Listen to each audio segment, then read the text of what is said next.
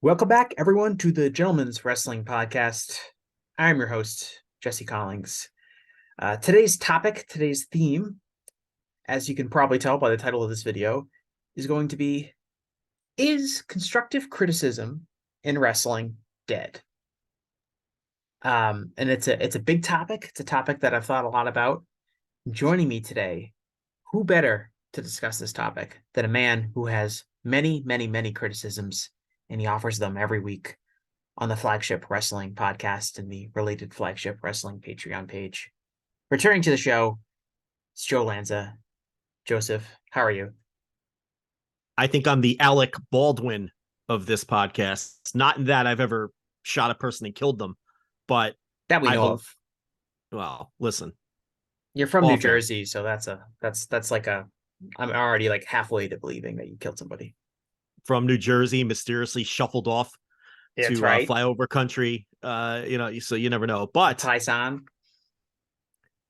I believe I am the Alec Baldwin of this podcast in that I believe this now makes me the most frequent guest of this podcast, much like Alec Baldwin is the most frequent host of Saturday Night Live. Yeah, Steve Martin has actually been on this podcast 5 times, so you got a little bit to catch up to Steve Martin. All right, so I got to catch Steve Martin and probably like John Goodman, right? Those would be my. It's Tom Hanks, Steve Martin. It's John Goodman. Did he host SNL a lot? He's one of the top, yeah. Is I he don't know if he's really? the top, yeah. Yeah, I mean, I wasn't really watching SNL when John Goodman was at like the peak of his television popularity. Um, Oh, but but you were when Steve Martin was? I know Steve Martin's like famous for being on SNL a lot, and Steve Martin's I think had like a consistent run of fame in a way that not that John Goodman has like fallen off the face of the earth. He's always kind of been working, but I feel like Steve Martin like was in like when I was a kid, like Steve Martin was in, Cheaper by the Dozen, and like movies that like I would watch as a kid. John Goodman was like this sitcom guy from like a generation prior. Steve Martin he hosted Saturday Night Live so many times that a lot of people just assume he was an early cast member. But that's not true. Just a frequent host. But Well, well, some am I of indeed the record holder of appearances here? I I answer the mean, question. if you don't count former co-host Jason Unpresser, then you then is That's this a your host. yeah, this is your third time on the pod. Yes. Um, yeah, I think that's gonna make you the most. I think you've surpassed Adam Berger as a special guest on the show. Well, Um, all I could say is eat shit, Burger. yeah. Um, I could work blue here, right? yeah, you can work blue. I mean, unless the eggheads at the censors at the Voices of Wrestling Podcast Network crack down Well, on your excessive use of I language, which I've been rumored to hear might be a problem. I think I know the people in charge, so I think we're okay. Joe, do you know you were accused of being my boss earlier? Yeah. I mean, I didn't pay super close attention to all that scuttlebutt, but yeah, I did hear that was one of the accusations. Yes. So have you gotten all of your work done today? Yes, I've been hard at work. I've been I have to when I take my PTO time, I've got to clear it with Joe first. Um, Yes. what are other things bosses do? I can't even. I have like a boss at work, but I have like 7 bosses, and like my normal boss I work with is just a middle management, so they don't really have that much control. And then like the boss above them has a little bit more, and then the boss above them has like more control, but I don't even know who they are. So I don't really know what bosses do, if I'm being honest. Well, one thing they do is pay you, but Rich handles that part of it. So you go see him. Yeah, that's the thing. Anyway, let's get back to I'm going to get back to the task at hand here, which is criticism in wrestling. And this started kind of spinning off of the last episode that I did. I had Hey Slow on the show when we kind of talked about uh where is wrestling headed and what are some of the trends that exist in current wrestling that are impacting our wrestling, and kind of not as much on the podcast, but in a lot of the feedback that I was listening to from people who had listened to the show, and I appreciate all the positive feedback and all the nice things that people have said about that episode. And if you're interested in it and you haven't listened to it, I highly recommend you check that out. You can find that right here on anywhere you're getting this podcast from. But a lot of it was centered kind of around the prominence of critical voices in pro wrestling, and if we are currently able to hold pro wrestling to a fair and honest standard. And part of that is the idea of constructive criticism dead. And I definitely don't want to say is criticism dead in pro wrestling, because that is not true at all. Criticism is alive and well, and it is everywhere you look. But so much of that criticism is either bad faith actively or dismissed as bad faith by people who don't want to hear it. And is the idea of someone being honest and being able to share negative thoughts about whether a show, a wrestler, a match, a promo, any aspect of pro wrestling. And does the constructive criticism in good faith, criticism aimed at hoping to improve the product or give other fans insights on what could be improved about a product, is that gone? And I think there are a lot of aspects, not just in pro wrestling, but in our culture, that have nullified the impact of constructive criticism and have also prevented people from making that constructive criticism. And I think it's especially apparent in wrestling. And I wanted to bring you on, Joe, because obviously you review Dynamite every week in your TV reviews on the Flagship Wrestling Patreon page. You know, you and Rich review many different wrestling shows and many different wrestlers each week on the Flagship Wrestling podcast.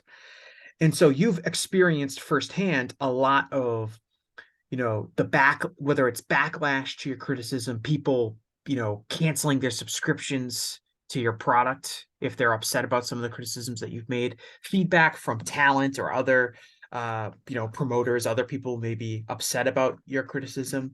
And kind of, I'd love to hear you kind of elaborate more on your perspective on being someone who is out here making criticisms in your reviews in good faith, and kind of receiving kind of pushback from what you feel like have been honest criticisms of something.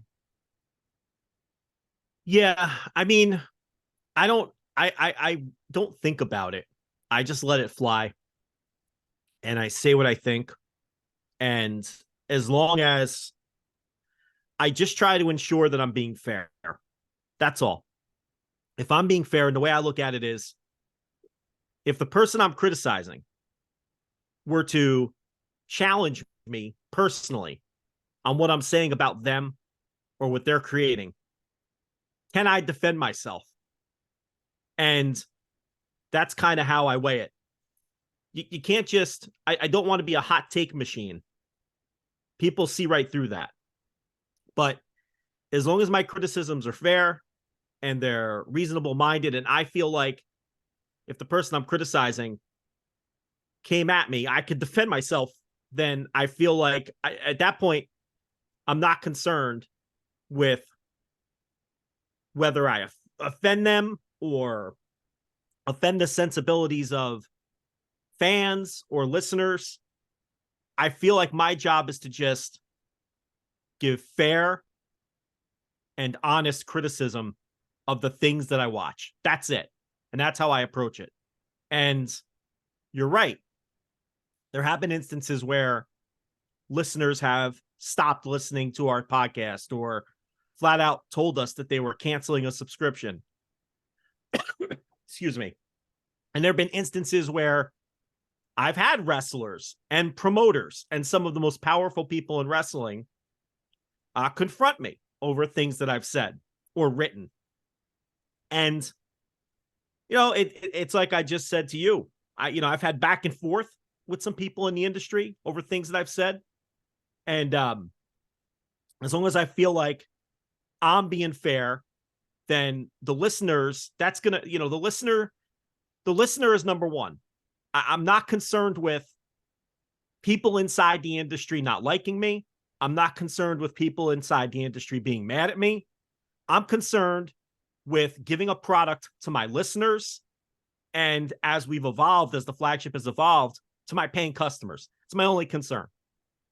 And what they're listening for and what they're paying for are honest, genuine, well thought out, and coming from a place of good faith.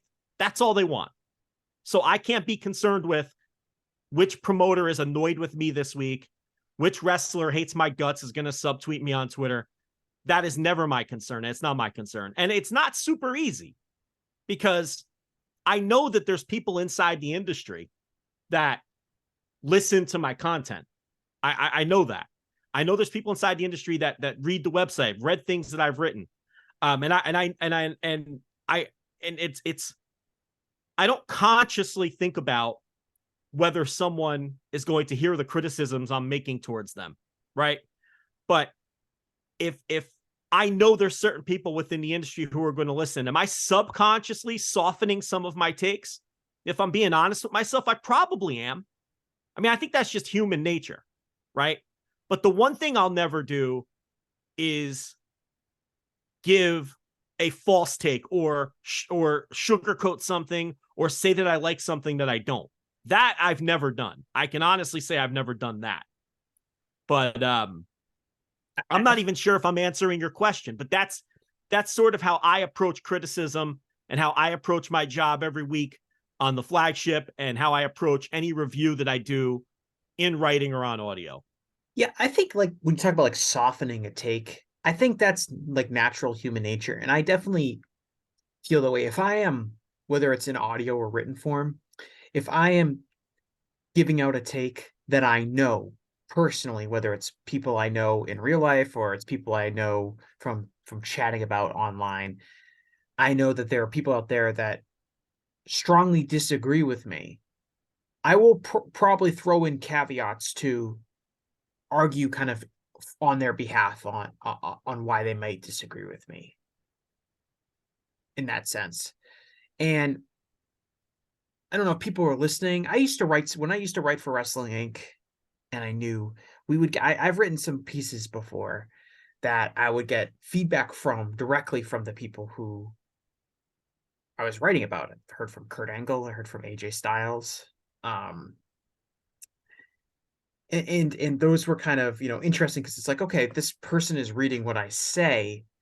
I don't know if they're valuing it or they're just, oh, they saw a link with their name on it, they clicked on it, but it definitely makes you inherently kind of change what you're going to say if you know someone is actually going to read it. But at the same time, you mentioned like honesty, and I guess I don't want to like stand on a pedestal, and I know you don't want to stand on a pedestal either, of the sense of we're honest and nobody else is, because that's not true. But I often think that like the only way for me to do this job is to be honest with my thoughts, because it would become very boring if I had to lie about something or pretend that something was great when I thought it was bad, or vice versa, pretend something is bad when I actually thought it was great. And the only way for this to be entertaining for me would be to be just fully honest. It would be very boring to have to like sugarcoat something and pretend that something is great and be one of those Twitter accounts that just tweets about how everything is great all of the time with the product that I'm watching, when I know that's not true. That would be extremely boring for me. And I find like the honesty aspect of it is the most compelling aspect of like criticism, or if you're reviewing something or anything like that, because you can disagree with somebody, but that honesty sets a standard for whether someone can be trusted or not in terms of their opinion. And if if you were very honest about how much you don't like a wrestler, and then one day you admit that, you know what, this person has won me over with their consistent performances, that means something in a way that the person who just says everything is great all the time doesn't.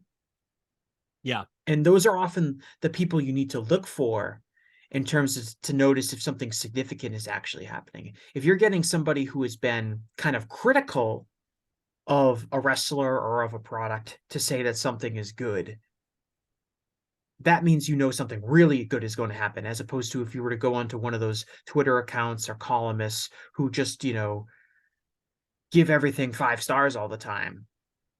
That means nothing because they think everything is great. But you set a certain standard of integrity for yourself if you're going to be honest and you're going to be willing to be critical of something. Yeah, you can't, I say this all the time, but you can't dig your heels in. You have to be flexible, because the opposite is true as well. You're saying you can't be somebody who just, you know, uh, loves everything. You can't be the person who's totally inflexible on their opinions, because things change and your opinions have to change with those things. There's been plenty of wrestlers over the years doing this 12 years where I wasn't a fan of their work, and their work evolved and my opinion changed. Or maybe my taste changed, or maybe I'm viewing their work through a different lens or understanding what they're trying to do better. So you can't dig your heels in. And that doesn't mean, you can't also be someone who constantly flip flops with their opinion. But I think, once you establish an audience and they know your likes and your dislikes and they listen to you enough, I think they understand the difference between being flexible in your opinions and being someone who's just going to say whatever's going to work, for that week's audio. And, there's times where, getting back to criticism, there's times where I criticize a wrestler or a promotion or a show, and I know as the words are coming out of my mouth, I'm going to hear from the person. And Rich Craich will back me up on that, because there's times where we'll do a flagship or I'll post a piece of audio and I'll tell him, I'll say, Rich, you're going to hear from so-and-so this week. They might come at you because they don't know how to come at me anymore because I'm not on the Twitter account. And, almost every time that's the case. I can feel it in my bones when I know someone's going to hear what I said and come at me. But again, you can't let that give you pause. You got to let it fly. And again, the key is to just know you're being fair with the opinion, and knowing that if you're challenged, you can at least intelligently back it up. Nobody likes to be criticized. Nobody likes to be told that their work stinks. Okay? But as long as you can give viable reasons, and that's always the way I approach it. If I'm challenged, can I back this opinion up? And then if I can, I'm letting it fly. And, I almost every time I could tell you when they're going to come, because I know who's listening and I know what it is that's going to set them off. But yeah, you do. I think being flexible is very important. You can't be, because that's another thing that the audience sees through. Yeah. And in our take culture, I just think in general, there's an obsession with being right and being wrong. And yeah. It's that idea is very ignorant of the idea that, like you said, wrestling changes. A wrestler can improve. A storyline can improve. A promotion can improve. It can also, all those things can also decline. It's a fluid situation, and there's always kind of this, the person you have to be the first person to be right, and you have to be the first person to be. And if you're the first person wrong about something, people will come at you. Like, well, for instance, I have been adamant for a long time that as a drawing card, Roman Reigns has been disappointing throughout his career. That despite the fact that he has been pushed above everyone else for years and years and years, he has not been a real difference maker from a drawing perspective in WWE. Over the past year, that has changed, in that there is a lot more evidence to suggest that Roman Reigns and the bloodline angle and what they're doing, what they did with Sami Zayn and Cody, and obviously the big rating that they got on SmackDown on Friday night, suggests that, people are really interested in this, and that Roman Reigns is proving to be kind of a draw. But and then you start seeing this retroactive idea of like, oh, all those people who said Roman wasn't a draw, what are they saying now? And it's like, well, he wasn't a draw, and now he is. That happens in wrestling. Yeah. Both those things can be true. He could have been a disappointing draw in 2018 and 2019. And he could be a very impressive draw right now in 2023. Hulk Hogan was a huge draw in 1987, and he was a disappointing draw in 1993. But it's that's just an example. But there's an idea of like, you got to be first to be given out a take, and you have to stay on that take forever. Right, right. And they're You this got to dig your heels in. Yeah, that's what I'm right, saying. and then there are the stands that will be the first people to remind you, oh, you were so wrong about this, and it's like, well, It's funny though when your counter is like you just laid out with Roman, when you're like, no, you're right now. Whatever the thing is, you're right now. That was a good match, or you're right. This person's a draw now. That kind of ends it. They want the pound yeah, of flesh. they want me to Yeah, be like, no, no, no, he's not a draw. It's Cody. It's Sammy. It's it's they're lying. Nielsen is making up the numbers or whatever. But it's like, no, like I can. Well, why can't I? I can change my opinion based on empirical evidence, and I'm not even changing my opinion. I'm seeing something that's happening now. It doesn't change my opinion in the past. Um, but I think just as an example, I think it's true with like wrestling talent, which is like if you're critical of like, oh, I don't know if AEW should have signed this wrestler, and then a year later you're like, that wrestler's flourishing. People might be like, oh, you never wanted that person in the company. It's like, well, I didn't at the time, and they have proven me wrong. right. Yeah, Um, you have to be willing to do that. And I'm going to tell you another thing, and this is the truth. And I think a lot of people may not realize this. Nobody cares if you're wrong. Okay. The only thing people care about, and I'm talking about good faith people who enjoy whatever it is you produce, your writing, your audio. They care that you're coming from a well-informed and honest place. That's it. They don't care if you're wrong. They don't care if your predictions on who's going to win a bunch of matches on a pay-per-view are all incorrect. They don't care if you guess that a show is going to sell out and it does terrible. But they care that you're coming from a well-informed place. And if you're coming from a well-informed place and you're good at this and you understand wrestling, you're going to be right more than you're wrong. Okay. But the listener really doesn't care whether you're right. A lot of our listeners, yeah, they want to stick it to us and poke the bear because they like to have fun with us. But your normal rank and file listener probably doesn't remember half of the things I predicted last week on the show. They don't remember and they don't care. So I do think, though, some people feel like they have to be right in order to stake their flag and in wrestling media or make a name for themselves. And you're right, there is sort of this, I think people feel pressure to be right all of the time or to dig their heels in and defend a stance forever. And again, those are things that people eventually will see through, and they're going to see you as a fraud. You just you can't dig your heels in. You can't have the same stances forever. It really just always boils down to being honest with your audience. and obviously, like Jim Cornette is like the perfect example of somebody who dug their heels in on a certain idea and has, obviously turned it into like a character or bit that he's done on his show, but has really done. I know his show is still extremely popular, but has really done a lot of damage to his public image and the idea that he is a trustworthy source for critical insight, because it's pretty much understood in intelligent communities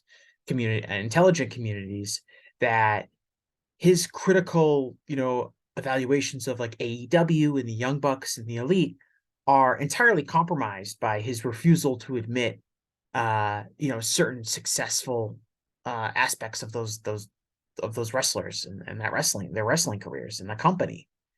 Um and it has that lack of being able to just admit that he was wrong has really, I think, like destroyed his image as someone His who's, reputation is, yeah, what you're saying, his reputation's been ruined. It has been.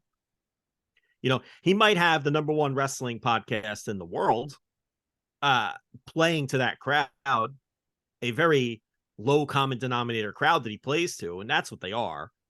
And that's fine, but he has absolutely damaged his reputation with with a lot of wrestling fans, a lot of smart wrestling fans who see him as a fraud who's just going to play to a crowd. And that's kind of the things that we've been talking about here, which will damage your reputation. I suppose you can take those kind of routes as kind of a shortcut to whatever you consider success in podcasting or, predominantly podcasting, but podcasting or writing or any kind of media creation. But at the same time, a lot of the people who take that path to skip the line already had inherent advantages because they already had a name. It's your Jim Cornette's, your Eric Bischoff's, your Vince Russo. Vince Russo, now amazingly, this guy was on national TV for years and had a name in wrestling, and he struggles to succeed in the podcast space. He's an anomaly in that he has the same game plan as these other guys, but he's just consistent. He's so bad at it that he barely has an audience. But you get the idea. Your Bischoffs and your Cornettes and your people like that. Bruce Pritchard, all of these guys who, are dishonest in a lot of ways in their opinions, and it helps them on one hand, but they've all hurt their reputations to some degree or another with different pockets of fans because of it. So that's the rub. It's a double-edged sword, and it's not a path. And if you pay attention and you study these things, it's not a path you can take if you don't already have an established name. Right. I think and to me, I'm not concerned about making money or how to be famous in pro wrestling. Because to be honest, if you wanted to get a lot of Twitter followers and have a big engagement, maybe get a podcast a lot of people listen to, it's probably a better route to be fake leaning one way or the other. Maybe you're the toxic positivity person that thinks everything is great. Maybe you're an AEW cynic that just rips apart AEW all the time. Those are routes to getting a lot of engagement. You know what though? Is it because when I look at people who try that, who already weren't established as names in the wrestling business, they seem to hit hard dead ends. Cheeseboard guy. I mean, he's going nowhere. He has no audience.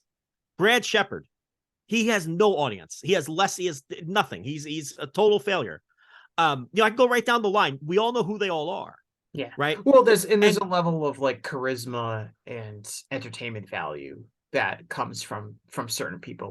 One of the reasons I think Jim Cornette is very successful doing his podcast and Vince Russo is not, is because Jim Cornette is an infinitely more interesting and charismatic person as a podcast personality than Vince Russo. Yeah, at minimum, Jim Cornette brings an amazing memory and he brings some value with historical conversations and things like that. Right, but I'm just talking as a broadcast personality. Yeah, exactly. Because Jim Cornette was one of the biggest drawing stars in the business for a decade plus. Right, and he was a drawing star because he was a very charismatic talker, and he knows how to get over. Yeah. Exactly, and he knows how to convince people of certain things and to get people riled up about something. But my point is being that I'm not that concerned. For this discussion, I'm not that concerned in talking about people who have become quote unquote successful in pro wrestling. I'm more just thinking about how can we continue to offer constructive criticism in an environment that seems hesitant to receive it, both from wrestlers and from fans.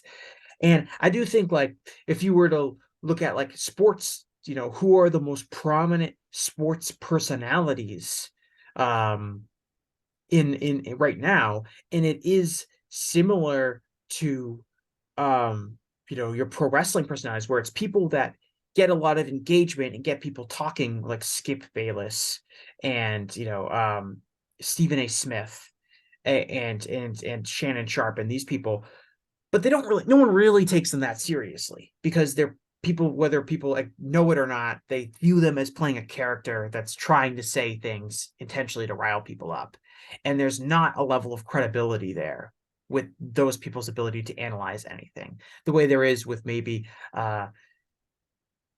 pick your more measured pundits. As even someone like Bill Simmons, I think has more credibility than those guys, because at least whether you like Simmons or not, I don't think he's playing a bit or working a character when he's giving out a take, as opposed to Skip Bayless, I think, is just saying something to try to get people riled up. Right. What's going to get him the most attention? And again, that's sort of the thing that we just talked about with the Cornette types. You could do that to skip the line, but at the expense of your reputation, because now nobody takes your opinion seriously. So if that's a trade-off you want to make, I suppose you can make that trade-off. Right. And And those people cannot offer constructive criticism.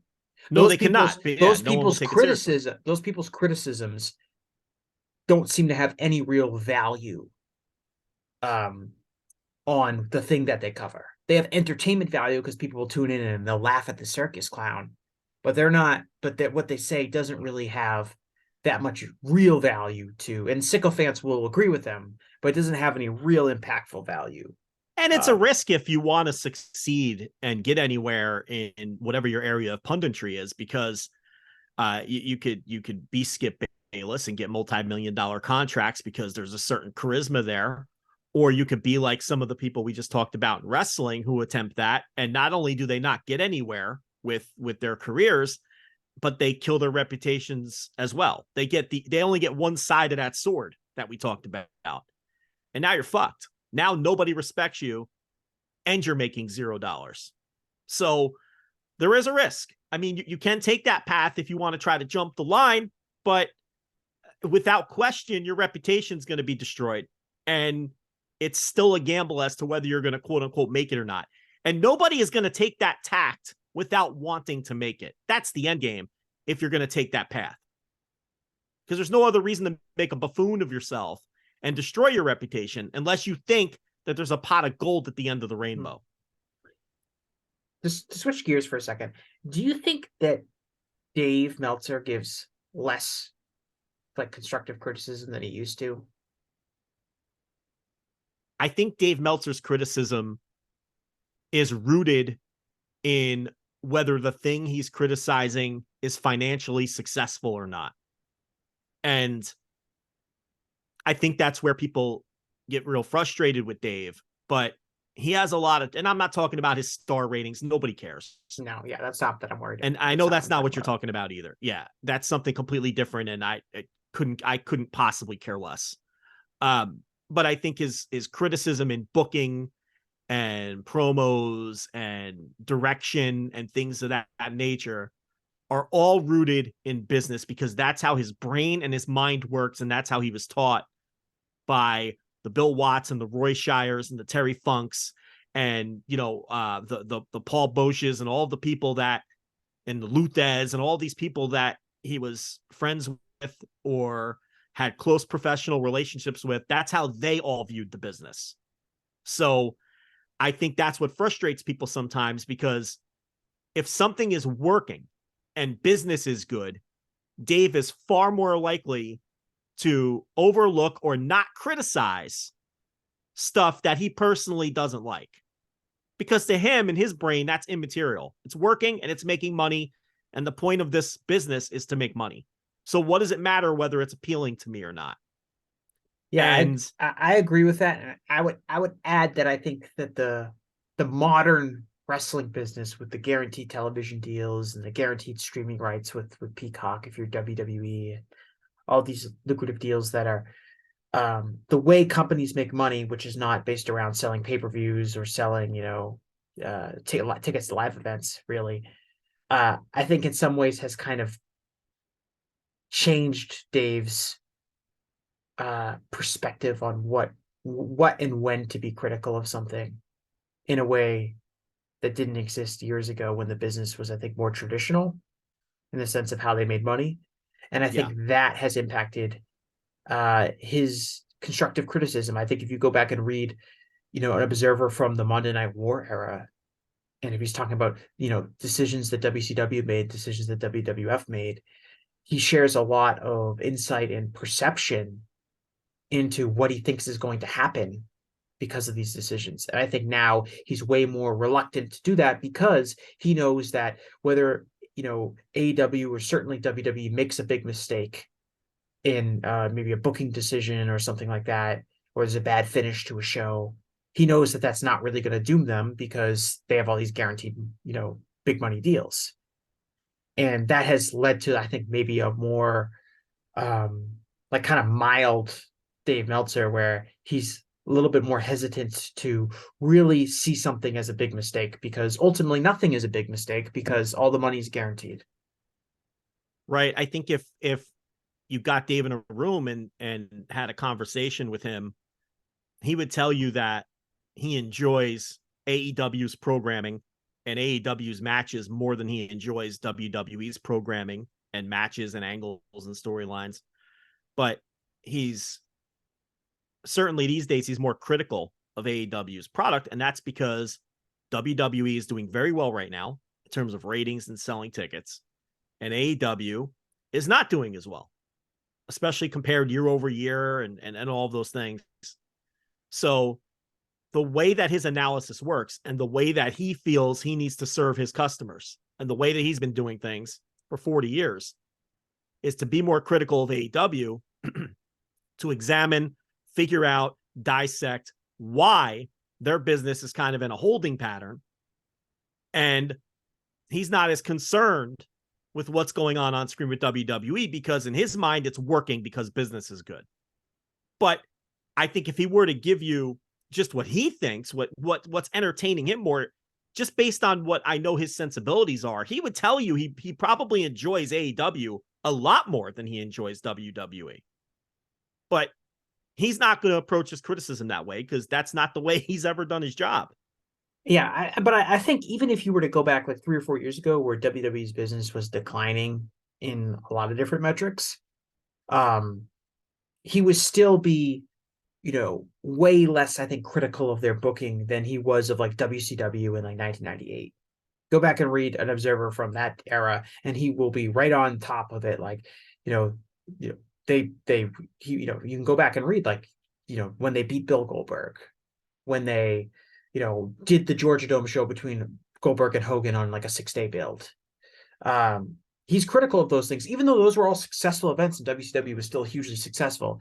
He was like, these are negative things that are going to come back and hurt the company. And he was 100% correct. And I think the fact that WWE could afford to make numerous mistakes in the late 2010s, he just, accepted that these mistakes could be made because the business is idiot proof. And I think that kind of is another aspect of this where, Dave is easily, I think, the most established and impactful critic in all of pro wrestling. And I think he's been not largely, but he's been partially, I don't want to say like muzzled or nullified, but I think the way the business is has kind of kept him from, I think, being as constructively critical as he has been historically. And I think that's a loss to the pro wrestling industry. Yeah, I agree with that from the standpoint you're coming from. Yeah, I do agree with that. And I think I wanted to mention like what happens now if you're critical of something. And there's two aspects of this that are in play. The first is that a lot of wrestling fans don't want to hear criticism. They just don't. And the other factor is wrestlers themselves are extremely sensitive to criticism. Not every single wrestler is extremely sensitive to criticism, but many are, even the ones that say that they're not. Especially the ones that say that they're not. Yeah. And I think that all plays into this environment, especially on social media, that deters a lot of people from making criticisms. Because if you say something negative and the wrong person gets a hold of it, it can be a very unpleasant experience for you. If I were to give out a take, this is not my actual take, I want to clarify that. But like if I were to give out a take where I said, you know what, Mercedes Moné, super overrated, bad wrestler, I never want to see her wrestle again. And whether it was a Stan account got a hold of that and retweeted it to me, to all their followers, and I would just get blasted online, that would be very unpleasant for me. And that the possibility of that would deter me from making that take, even if I felt like that was an honest criticism. And the worst case scenario would be that Mercedes herself would like retweet it and say like, can't you believe what this guy's saying? And then all of her, 10 million followers or whatever would go after me. And I just think that kind of environment keeps people from voicing their honest opinions. And that's not necessarily a healthy aspect of the pro wrestling business, because I think it nullifies criticism. I think it prevents people from getting better. I think it creates a hive mind where people believe something that maybe isn't even true because no one's afraid to actually speak the truth about it. Um, and it's a negative experience for, I think, the industry in general. And it starts with, I think, wrestlers being very sensitive, and fans of wrestlers, being aggressive in defending their fandom against all forms of criticism, even ones that are made in good faith. Yeah, I mean, obviously tribalism is real and it's at a fever pitch right now with WWE and AEW. But I don't know how much um fans have changed over the years, because I think this is the first time we've had a scenario like this in the social media age where it's more obvious and blatant. I don't have any doubt that this sort of thing would have existed during the Monday Night War.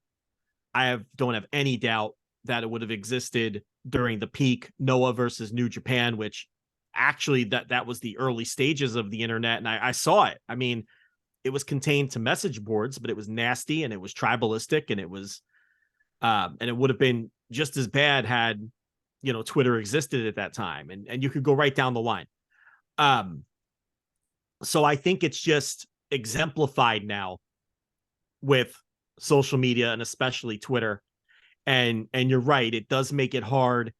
It does stifle criticism to some degree, because there's undoubtedly people who would rather either hold in a take or express it on another medium rather than to put it out there on social media, because of the blowback they're going to get just isn't worth it to either their time or their energy or their mental health, or for their safety in some cases. I mean, let's be honest. um so you are right from that standpoint. um but I mean, this is just really just a long convoluted way for both of us to say that I can't, your phone should be, like Rich likes to say, your phone should be thrown into the sea, and you should just delete Twitter. I mean, we're long past the point of, I don't want to do a whole Twitter thing, but we're long past the point of Twitter being, the world's town square where people are going to have civil conversations. I mean, that has long since, it's a failed social experiment. I mean, I understand that was the idea and it was noble. It doesn't work. And when you have things that are tribalistic, like pro wrestling, and it's not just, you see it everywhere. I mean, uh,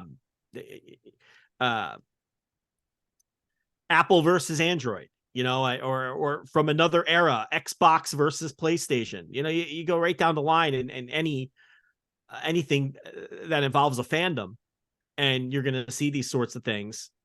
And does it cause people to be hesitant to pull the trigger on fair criticism? I think you're absolutely right. Of course it does. There's no way to argue that it doesn't. Does that mean that criticism is dead or dying? I don't know. I just think that social media is new to all of us, and we've all kind of been here for the evolution of it. And I think we're all just learning how to use it differently, and how not to use it, and how to use it. And, we were the guinea pigs. And there's generations coming up behind us who are going to be born into it or have been born into it. And hopefully they'll understand how to use it smarter and better. But I'm not hopeful of that. I think I've I just heard, think inherently it's just bad and can't be good from the standpoint of criticism. yeah, I'm talking. I've heard, I don't think it can be good. I've heard people, say exactly what you said about, this is the first time we've had real tribalism in wrestling with the social media age. And it would be just, like this if we had Twitter, during the Monday Night War era, Noah, New Japan, 80s, territory wars, whatever. Yeah, Crockett versus McMahon, Yeah. just go ahead and name And it. and Yeah. that is true. I believe that if we did have internet during that time period, that would be the case. I do think that, like, but it's not enough to say that, because I think all of our opinions and our ideas of what our role is in this, as fans or as critics of the wrestling industry is entirely shaped by the internet. Like, I'm not hosting the show. I don't know who you are, Joe Lanza, without the internet. You Right. don't know who I am. And I don't know what really the consensus like wrestling fan thought is on a lot of these different topics. All right. Well, I can't. Okay. Well, I'm older than you, and I come from. I vividly remember as a older child and young adult, the not totally. There was the early version of the internet, but I mean, I can remember the newsletter era of hardcore wrestling fandom, and we might have known each other, but the communication just would have been a lot slower. Mm-hmm. Okay, because someone would write a letter to the Observer or the Torch, and then someone would see it printed a week later, and then they'd send a letter to respond to it. So these things were happening, the same that they're happening now. They just weren't happening instantaneously. And you Right. got to know some of the personalities and the people behind, and you tape traded with these people. It was just slower. And And it's a very small segment of the wrestling fandom that is doing that. very small, and also you mostly agreed with each other because you were reading the same source material, and you had the same, you're not going to subscribe to the Observer. Two people who subscribed to the Observer in 1989 or 1994 or 1997, they might not agree 100% and probably won't, but they're going to have similar sensibilities Mm-hmm. at minimum. Whereas when you open up 2023's version of social media, you're going to encounter people with all kinds of opposing sensibilities on things. And you're going to have that danger of the instantaneous interactions with them, which always lead down a horrible path. I say it all the time. A lot of times people are just having two different conversations with yet they'll argue with each other for 3 days, totally talking past each other Yeah, because you're coming from two different places and you're legitimately having two different conversations, and neither person is absorbing what the other person's saying yeah, because you and have totally different experiences, and you're coming from totally different places in the fandom, and you can branch this out to non-wrestling topics as well, obviously. yeah, But and I think that like, and that happens to me. It's not just Twitter. It happens to me on the VOW Discord. It happens to me yeah, on the Voices of Wrestling Slack channels.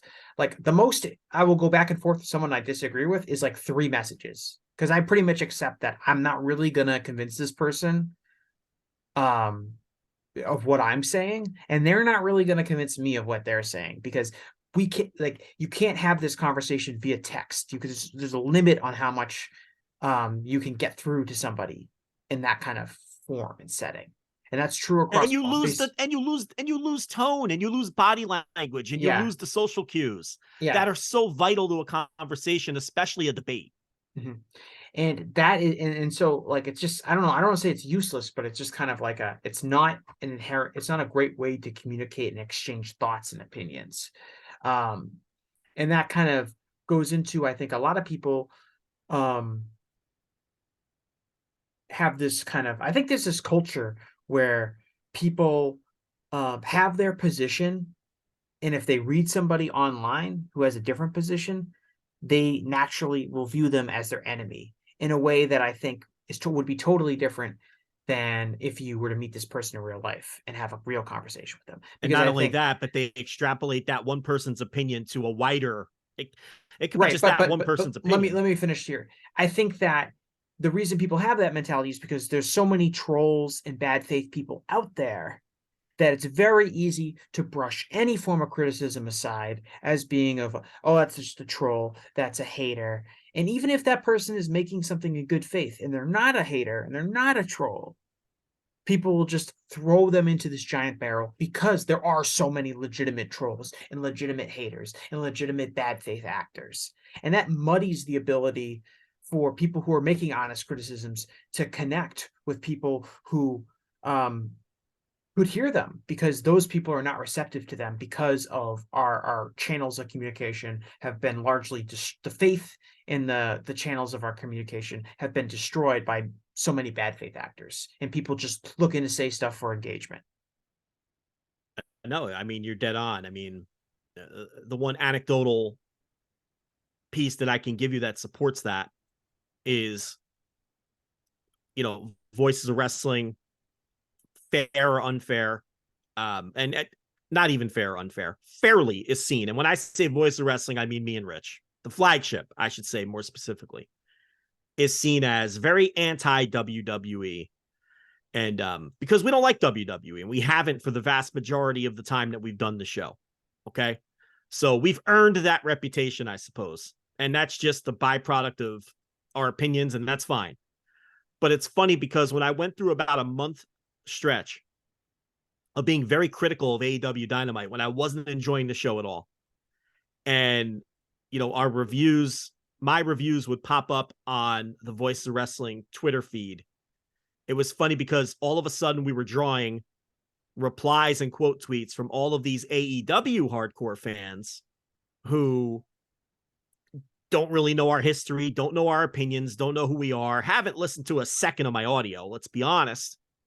And they're telling us that, that we're, that we're WWE fans and we're just trying to drag the show down and all the usual bullshit that you get on social media, which is hilarious. It's, I'm critical of Dynamite for the first time in like 4 years, for a number of weeks in a row. And now all of a sudden, I'm a Sasha stan who's out here giving like you're saying, they assume the opinions are disingenuous because that's all that people see. A bunch of trolls trying to get over giving disingenuous opinions.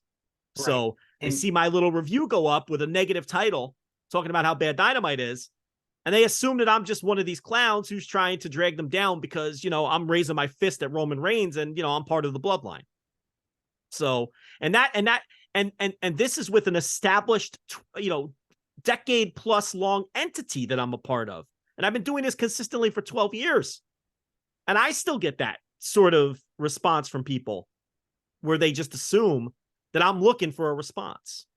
Yep, I felt the same way. If I've ever leveraged criticism towards New Japan Pro Wrestling or AEW or these companies that I've historically been extremely high on and said many, many favorable things about, if I see something negative and it gets blasted out into the sea of the internet, people will respond and people will say like, "Oh, you're just a WWE fan, or you're ignorant to New Japan Pro Wrestling," and I like that's hilariously untrue.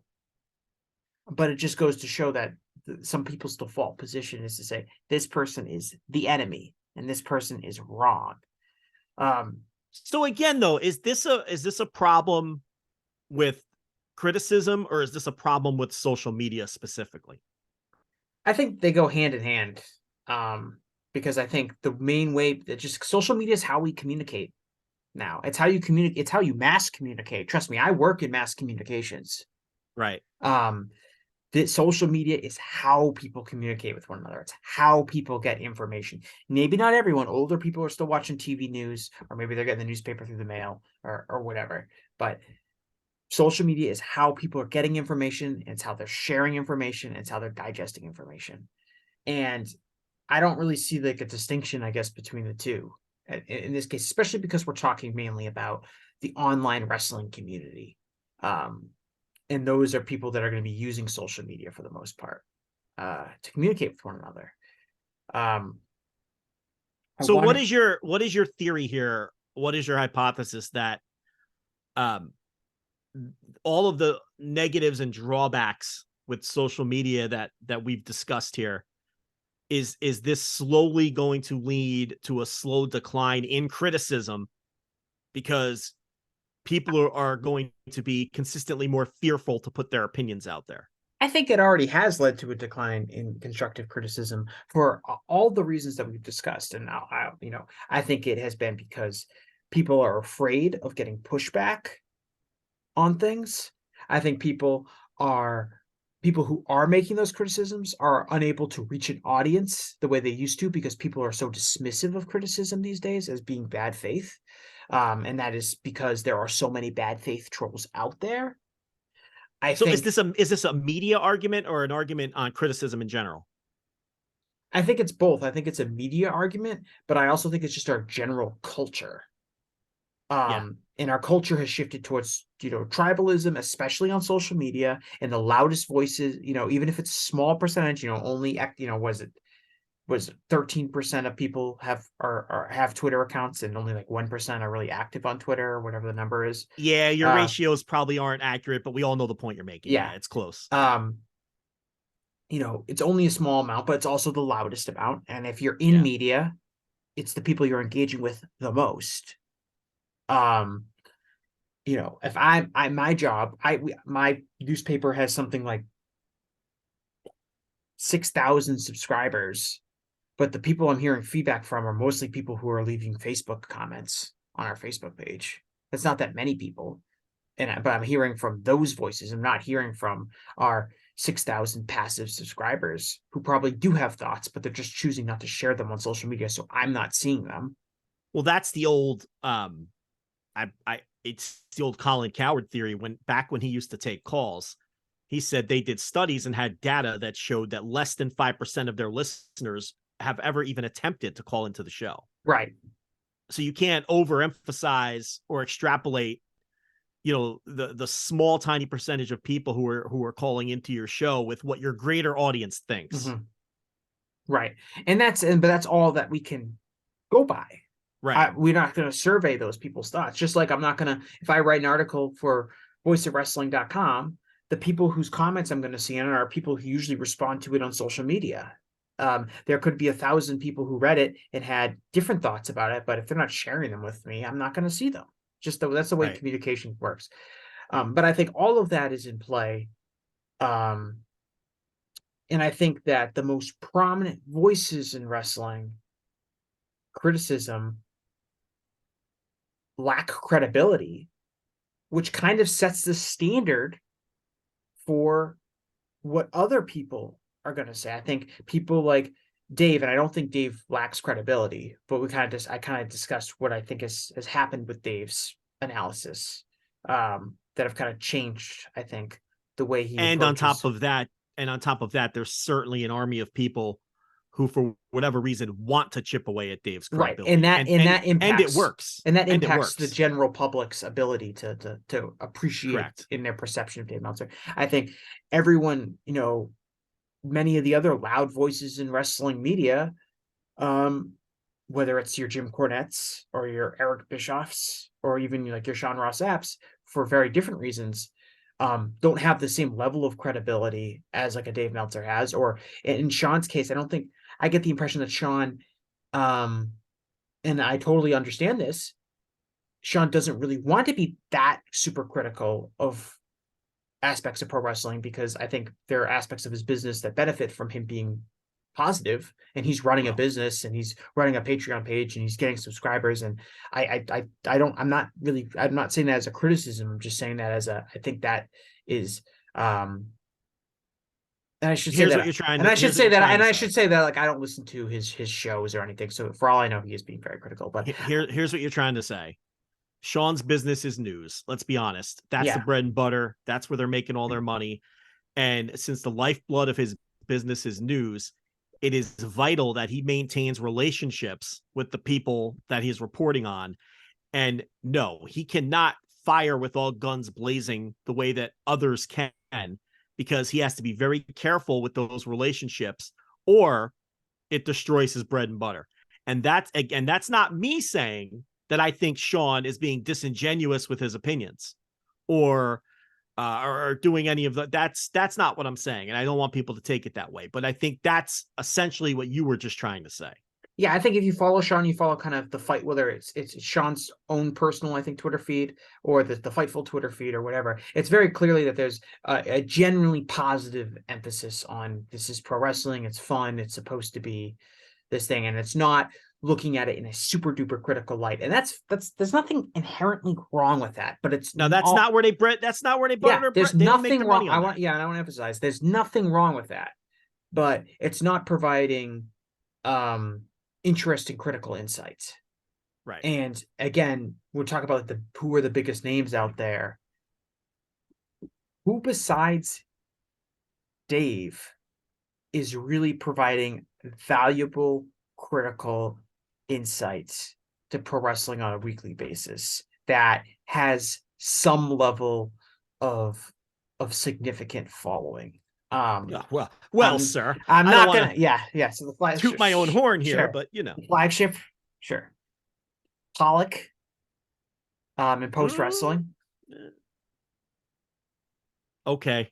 but I don't want to get into a whole yeah, right. that's fine. Whether you think of that, whether you're agreeing, disagreeing, whatever, I think Right, that right. there's at least an honest attempt at criticism Sure. being That directed okay, at, I'll give you yes, I'll you give you that. know, Yeah. different aspects of the torch. I think Wade does share a lot of, I think, good fit. I don't always agree. I think Wade has had some kind of wild takes, but I do think Wade is making faiths in takes in good faith and is offering constructive criticism. Let me tell you something about Wade Keller. He will shit on you and then set you on fire and walk away from the blaze. He ain't afraid. Yeah. And so there are some of those voices out there, but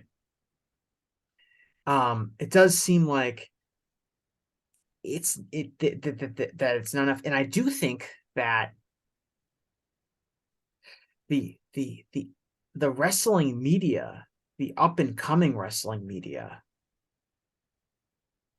is obsessed with access, and too many of the people that are in the room, whether you go to those AEW press scrums, those WWE press scrums, the younger people or the people who are just kind of breaking into the wrestling media business, are they just want to be fans, or they want to maintain positive relationships with everybody, and they're not going to ask any really critical questions because they don't want to be critical of the wrestling product. And they don't want to be critical for all of the reasons I mentioned before. They don't want pushback. They don't want to hear from wrestlers or a promoter. They want to get the positive engagement going with people who are also, because it's an easy thing to kind of farm on social media if you're good at it. All those things are in play. And I think, yes, you have some prominent older voices like Dave and Wade. Um, but I think that the younger generation is, I don't want to say lacking, but I don't know if their perception of critical insight is going to be similar to like Dave and Wade's. I don't think it is. And I think that's a reflection of social media and the modern industry and how it's developed. Do you think there's anything to the idea that maybe younger generations are inherently less critical? Someone in our Discord, I don't remember who it was, they made an interesting point that really There resonated with there are me. many brilliant people in the Discord. They made a point that resonated with me, and they were saying that they're seeing this in other forms of entertainment outside of wrestling. It's just there's certain demographics that critique is seen, harsh critique, fair but harsh, is seen as something bad. And the idea of, well, people are trying their best, so we shouldn't be. That was the way they put it. And it really resonated with me. I do think there's an element of that. Mm-hmm. Right. So there's this whole idea of like, and I especially think about this when I think about um whether it's like independent wrestling, people without a lot of experience, or yeah, a good example is NXT 2.0, because there's a lot of people who really just don't have that much experience, and the expectation for them to be good it has to be neutered in some way. Um, and whether or not like it's how fair is it to be really critical of somebody who has like under a year wrestling experience? Well, you could be critical to them in proportion to Right. their. You can be critical to them in proportion to their experience, but at the same time, the way I view it is, if you're on national television, you're fair game as well. Yeah, Now, and that kind of complicates things in the sense it of like, does. um let me pick like who's a good NXT person? Let's do Someone who's inexperienced, but they're rushed to TV. yeah, let's do Sol Ruka, or Soul Ruka, or Brutus Creed, or or Trick when Williams. BFAB, Yeah, or yeah. But somebody like that. let's go with Soul Ruka. Like, Yeah, okay, so if I were to compare Soul Ruka to, let's say, Daniel Makabe, right? right. Daniel Makabe has a lot, like, I don't know, 20 years of experience as a professional wrestler. Yeah. Has had many, hundreds, if not thousands of matches.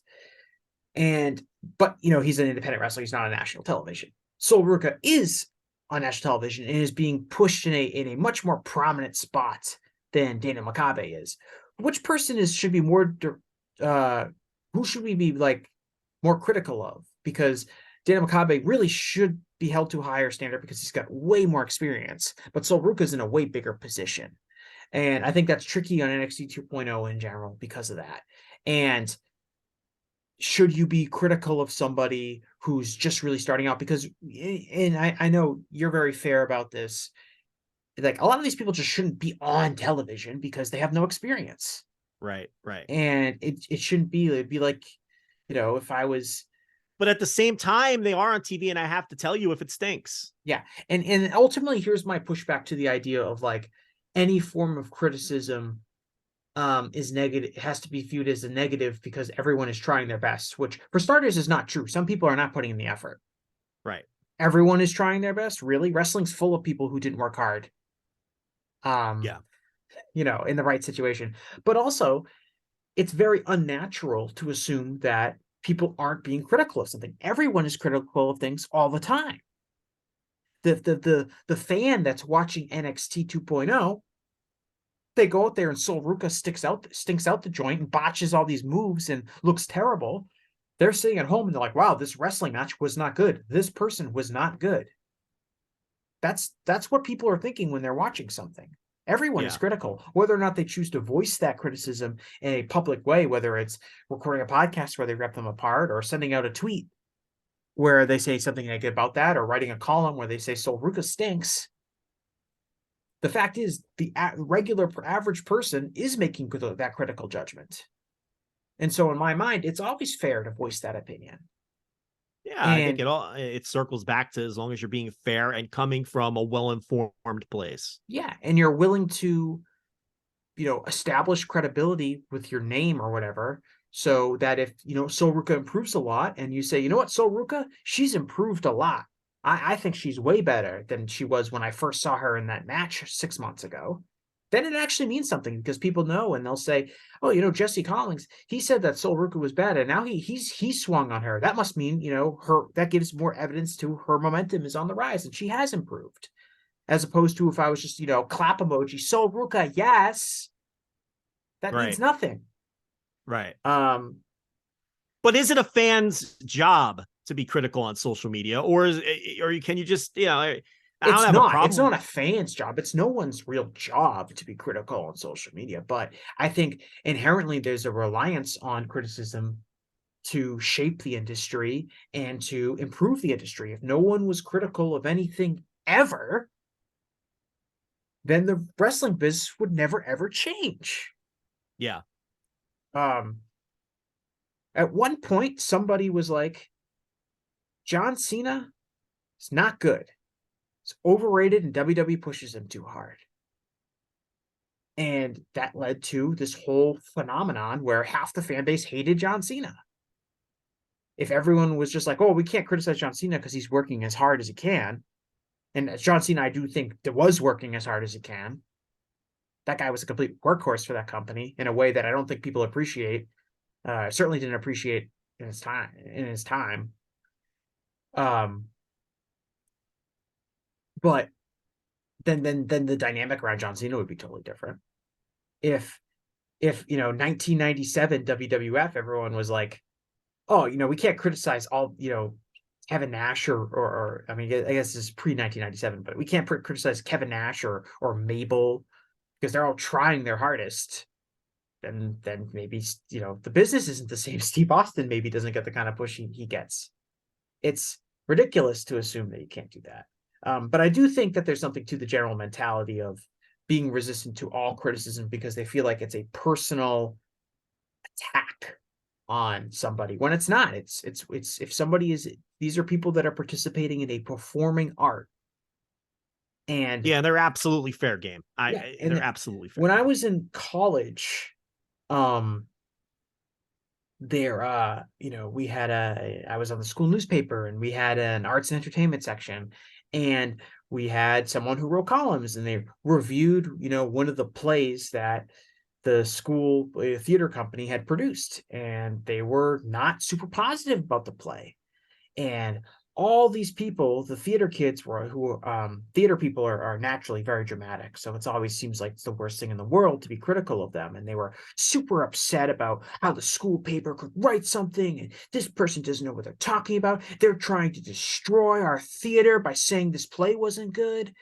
And it was like, dude, you guys are doing a performing art. People are allowed to be critical of it. You're doing this, if you guys want to be professional actors, which is what you're training to be in college, you have to be able to respond to criticisms. You may not like them. You may think that the person's full of shit, but that's part of being an actor. It's part of Yeah. being part of the performing arts. Um, and that's just something that people have to deal with. If they're upset about it, that's tough. People are critical of my columns. People can be critical of my podcasts. I understand that. Yeah. And I've had people say, "Oh, Jesse Collins is so stupid. Jesse Collins doesn't know what he's talking about." I have a lot of confidence in my work, so I tend to laugh that stuff off. But they have every right to say that. And I don't know, people can be dramatic about it. I think there's like, especially if you're like an independent wrestler or something like that, there's the idea of if someone in a wrestling media, a prominent wrestling media position says something about you, they can be dramatic and say, this person's trying to destroy my career, or this person is trying to undermine me. I don't really think anyone in wrestling media has the power to destroy a career based on criticism of someone's work. Um, but I think in Well, general, what some wrestlers like to do as well is if they see a criticism that they don't like, fair or unfair, they know that they have the high grounds in terms of social media where absolutely. if they quote tweet that, their fans are going to brigade and pile on and make that person's life hell who lobbied that criticism. And you know, on a much smaller scale, back when I was still on the Voice of Wrestling Twitter account, at some point I realized I had that kind of power too, again on a much smaller scale, and I stopped quote tweeting random people, even if they were assholes, because it was like it's an unfair game, and they're allowed to criticize me, and I know that the people who like my show and the people who follow our account are going to just ruin their day for half a day. So Yeah. I stopped doing it. But some wrestlers absolutely will take advantage of that power that they have, Well, I'll which tell again you. speaks to your point of stifling criticism. Well, I mean, and this wasn't a criticism aspect, but I think it was last week.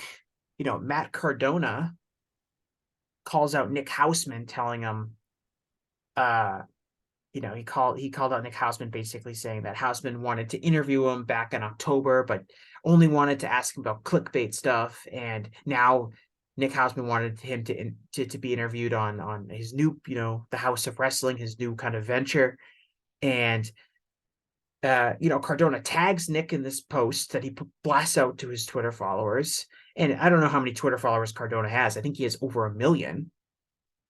And, Hausman responds sharing emails that Cardona sent to him. And in the emails, I think that Hausman conducts himself perfectly professionally. And honestly, and there's absolutely nothing in those emails that show that Nick was unprofessional or Nick was deserved any form of ridicule or pushback from Cardona. But that doesn't matter because Cardona has 1 million Twitter followers. And they're naturally going to side with the famous wrestler and not the wrestling journalist who writes for a dirt sheet or whatever the general impression those people have about the wrestling media. Um, and that's a tough gig. It's tough to have when a wrestler calls you out like that because they have the high ground, as you mentioned, and they have the followers to put some pressure on you to not criticize them if I'm you're. going to tell you that when that situation first blew, when I first saw Cardona's tweet where he said whatever it is he had to say, my brain sided with Cardona, and I wondered, I wonder if I just thought Nick must have really. But then when Hausman posted the emails, I was like, wait a minute, Cardona's the one out of line here. So that goes to show you it works, because if Hausman hadn't responded and defended himself, to this day, I would still be thinking that Hausman was the one who was wrong in that scenario, and Cardona decided to air him out publicly for it. But when I saw both sides of the story, it was very obvious that Cardona was in the wrong, and Hausman was nothing but professional with him every step of the way. So that shows you that that works. And these wrestlers know. And look, they're professional workers. They understand. And I think it's destructive. What's destructive to criticism and what's destructive to media are when wrestlers target attacks towards specific journalists or reporters, or when wrestlers constantly refer to the entire wrestling media as dirt sheets. And I think that shit has got to go. It's that this 1970s mindset has got to go, because to me, that's very destructive to not just criticism, but reporting and, the truth and news. And I think a lot of these wrestlers who do that know exactly what they're doing. Mm-hmm. And it's systematic, and it's something that they know what the end result's going to be. They want to create distrust between wrestling fans and wrestling media. So, and we've seen it work.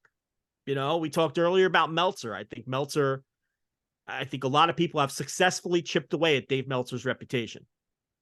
And Dave doesn't help himself a lot of the time, but I think people have successfully helped chip away at Dave's reputation. It absolutely works. And I don't know what to do to push back on it, because it's like we said, they have the higher ground, and I don't know what you do about it. With the exception of perhaps yourself, like nobody I think has been more critical about the wrestling media at large than myself.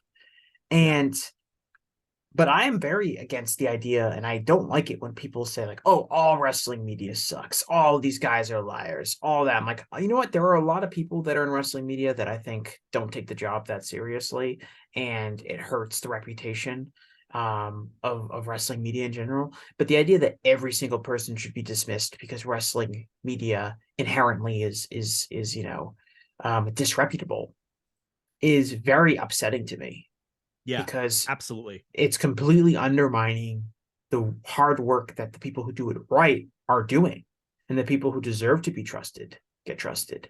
And it's kind of, it's easy to dunk on a lot of these people that have bad takes and, don't ask good questions in the press conference and things like that. But there has to be a level of respect and accreditation given to the people who are getting things right, and people who are trying to make an honest effort of it, because that's all we have. At minimum, we gotta have each other's backs and defend each other when people inside the business try to play that game. Right. And a lot of people, because it's a business and it's a competition, some people will be happy to lean into those criticisms if they think it can undermine a rival. Or just stay quiet because it's beneficial to them. Oh, okay. Everyone's piling on this guy. Well, he's a direct competitor of mine. I'm not okay with that. I'm just going to sit here and mind my business. It's none of my business to begin with. And, I on one hand, I understand that. On the other hand, it's hurting everyone. Right. I mean, it hurts everyone. Like the CM Punk brawl out press conference, and in the aftermath, everyone is entirely focused, and rightfully so, on the fight and the things he said about the Young Bucks and the things he said about Hangman Page and all of those other things he said. But I made a point to point out, I was like, the way CM Punk went after the wrestling media, a lot of the people who work very hard to get things right, was completely uncalled for. And I wanted to make it feel like I have everyone in that room's back for a wrestler just trying to completely destroy the credibility of whether it's Nick Hausman or Dave or Brian or anyone else in that room that Punk was just completely inappropriate towards. Punk started that presser by being like, which one of you, who here considers himself a real journalist? Like the biggest fucking asshole thing you can say. Yeah. And of course, he tried to sneak attack Nick Hausman by saying he was friends with Colt Cabana or whatever. But I wanted to put out, it's like, that CM Punk was completely unprofessional and everyone should be calling him out for that. And I know it was lost in all the crazy other things he said that night. But that was Yeah. something I wanted to point out, which was, the wrestlers, you're right about like we have to have each other's back. Even if you disagree with someone, even if you don't necessarily like someone, because um that's bullshit. I there was I don't know if I want to. I'll bring this up because I don't really care. A couple weeks ago, the people over at Wrestle Purists had like they had Raj Giri on Twitch, Twitter Space, I think is what it's A called. Twitter space. I was Yeah. on the space. So I Okay. yeah, I You was were a there. listener. A listener, yeah. Yeah, and they had Raj on, and Raj said something like, I've got something to tell you guys, but I'll tell it off air." Um, which is obviously something Raj didn't want to say on air. And the Wrestle Purist guys were like, "Oh, okay, don't worry, we'll wrap up the show." And they did like a whole like, "Okay, thanks for watching, folks. All right, we're gonna be off the air. Thanks. Tune in next time." And they did like a whole fake sign off. And then Raj is like, "Okay, we're off the air." And they're like, "Yeah, yeah, yeah." And then Raj, I even forget what he said, but he said something about, It's not the point you're making anyway. The yeah, point is that he was deceived. right. He was deceived, and then people were using it as a way to like make fun of Raj, like, "Oh, he said this thing, ha ha ha," and I said this is one of the most ridiculous, lowest things I've ever seen anyone in wrestling media do, which is trick somebody and pretend that you're off air on Twitter Space so you can get them to say something that they clearly didn't want to say on air. And I mean, talk about journalistic malpractice. And it's like, I don't agree with what Raj says all the time. I think he says plenty of things I totally disagree with. He knows that. Um, but the fact that somebody did that, and the fact that a lot of people thought it was okay, and when I pointed out on Twitter, I said this is completely unacceptable. People were dunking on me, and the Russell Pierce people were all mad at me for calling them out. But I was like, this is, like that's absurd that someone would try to do that. Uh, and I think it's important to point that out. And this is kind of straying away from our criticism point, but I do think it's important to kind of uh I think if people want to maintain credibility with their criticism, we need to have a credible wrestling media, and the wrestling media working against itself to discredit itself with tactics like that is unacceptable and needs to be improved. Well, I can't find a way to disagree with you. Do you think that this is totally different, but do you think that people I think there's a major problem with women's wrestling. It's true. It's true for all wrestling, but I think particularly with women's wrestling, I think people are afraid to criticize women's wrestlers for a number of reasons. But the number one being that I think people have closer parasocial attachments to those wrestlers, um, and that leads to whether it's stan culture, people swarming after you for criticizing them, or just people perhaps feeling like I don't want to criticize a women's wrestler because it might come across as misogynistic. Um, do you think that plays a role in all? I think in kind of making that a more toxic space, because that's often where I see a lot of the pushback towards criticism is regarding women's wrestlers. Um, Everything you just said is true and a contributing factor. And what I would like to know, I don't know if that's dissimilar to other uh um forms of entertainment. I mean, would a music critic, would somebody who works for, I don't know, Pitchfork or Rolling Stone or mhm. something, would they be gun shy in criticizing a K-pop album because I don't know if those fans are rabid. They're Sasha stands times a million. I mean, because they're afraid that they're going to get doxxed and their address is going to be put out there. And I don't know if that happened. I assume that it does, but I mean, yeah, that's sort of the same idea of what goes on in wrestling when it comes to women's wrestling, I think. Yeah, so you're right. I think that um, I'm not sure exactly. I think women's wrestling in the United States is held to a much lower standard than men's wrestling. Well, if you're referring to the curve, once again, Jesse. I'm not going to disagree, but I'm going to give you the floor so you can get destroyed on this one. Go ahead. No, it just is. Women's wrestling is not held to the same standard as men's wrestling in this country. And there's actually a very good and logical reason for that, and that's because women's wrestling has historically, and women wrestlers have not been presented with the same level of opportunity as men's wrestlers have in this country. Women's wrestlers' careers are much shorter. Women's wrestlers have historically not been pushed after they turn like 35, which is the complete opposite of men's wrestlers who tend to peak after they turn 35. There's less women to wrestle each other, which means less diversified experience, which means that you're not going to develop at the same pace as an in-ring performer if you can only work with the same few opponents, as opposed to men who can excursion around the world and wrestle various different styles. It's much more difficult for women to do that.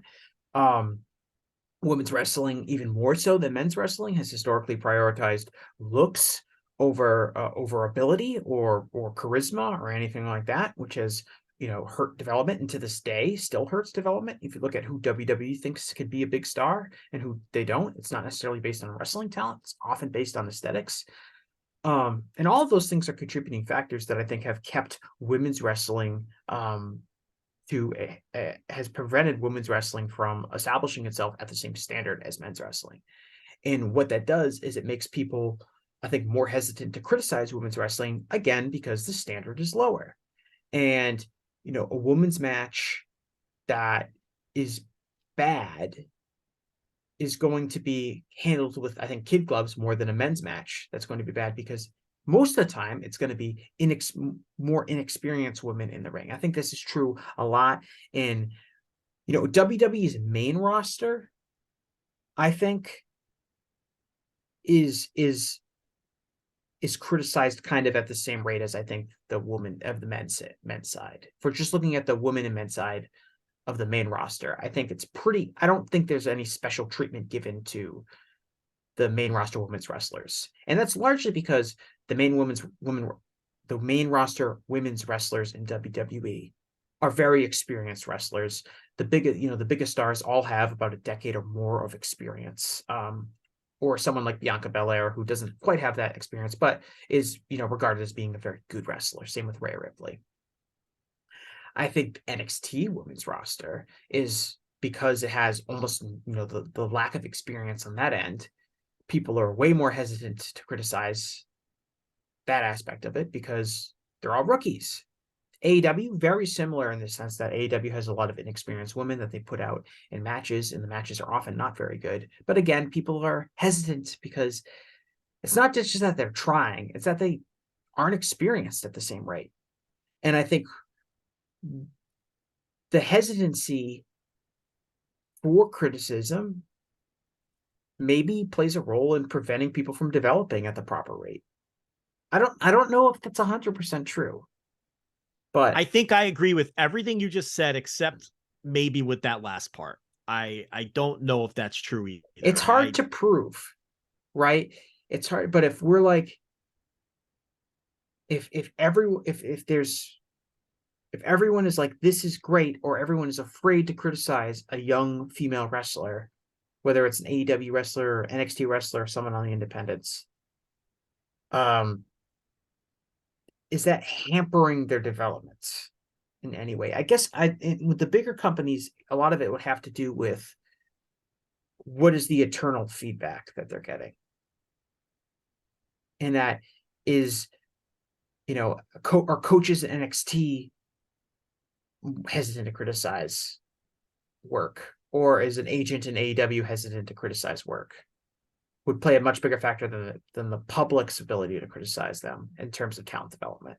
I think on the independents, the public's ability to criticize makes a bigger deal.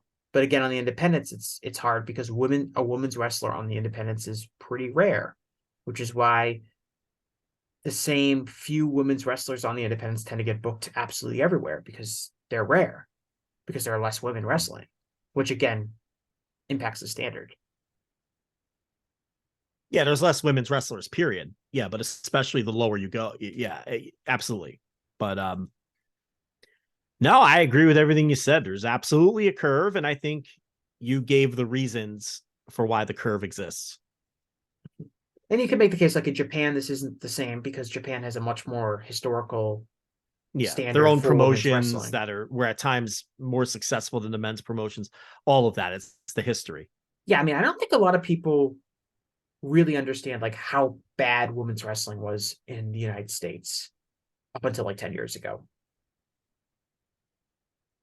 I think Like, anyone who was around at that time understands. but I don't think people have the proper perspective in like women's wrestling in general has had to kind of create an entirely new structure for what women's wrestling is over the last 10 years. Well, thank God for Stephanie McMahon for Right. inventing women's That wrestling. is true. So, But to give WWE credit, yeah, that they get the credit, but Stephanie tried right. to, No, I know. to I know, take but the credit. I know you're doing a bit, but like to give WWE credit, they took it seriously.